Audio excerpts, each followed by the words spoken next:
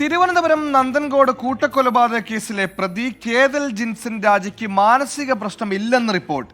വിചാരണയ്ക്ക് തടസ്സമില്ലെന്ന് medical board കോടതിയെ അറിയിച്ചു. ഹരികൃഷ്ണൻ തിരുവനന്തപുരത്ത് ചേർന്നു. ഹരികൃഷ്ണൻ, മാതാപിതാക്കളടക്കം 4 പേരെ അതിക്രൂരമായി കൊന്ന കേസിൽ പ്രതിക്ക് ഒരു പ്രശ്നവുമില്ലെന്ന് തെളിഞ്ഞിരിക്കുന്നു. എന്തൊക്കെയാണ് വിശദാംശങ്ങൾ? വിചാരണ ഉടൻ ഉണ്ടാകുമോ? സുഹൈൽ, കേരളത്തെ നടുക്കിയ നന്ദൻകോട് കൊലപാതകത്തിലെ പ്രതി കേതൽ ജിൻസൺ രാജയുടെ മാനസികാരോഗ്യനില പരിശോധിച്ച് റിപ്പോർട്ട് സമർപ്പിക്കാൻ കോടതി നേരത്തെ തന്നെ നിർദ്ദേശിച്ചിരുന്നു. ഇതിന്റെ അടിസ്ഥാനത്തിലാണ് ആരോഗ്യവകുപ്പ് പ്രത്യേക സമിതി രൂപീകരിച്ച റിപ്പോർട്ട് സമർപ്പിച്ചത്. ഈ മെഡിക്കൽ ബോർഡ് സമർപ്പിച്ച റിപ്പോർട്ടിൽ പ്രതിയുടെ മാനസിക നിലയിൽ തകരാറില്ലെന്ന് രേഖപ്പെടുത്തിയിട്ടുണ്ട്. വിചാരണ നേരിടാനുള്ള മാനസികാരോഗ്യം കേതലിനുണ്ടെന്നുള്ളതാണ് റിപ്പോർട്ടിലുള്ളത്. അച്ഛനെയും അമ്മയും സഹോദരിയും ബന്ധുവിനെയും കൊലപ്പെടുത്തി ചുട്ടുകരിച്ചു എന്നുള്ളതാണ് കേസ്. 2017 സംഭവം കഴിഞ്ഞിട്ട് 7 വർഷമായി.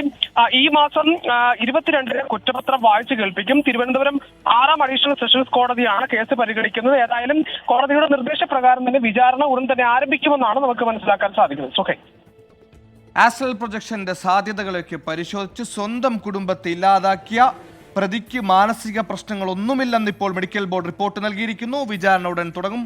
ഹരികൃഷ്ണനാണ് വാർത്തയുടെ വിശദാംശങ്ങൾ നൽകിയത്.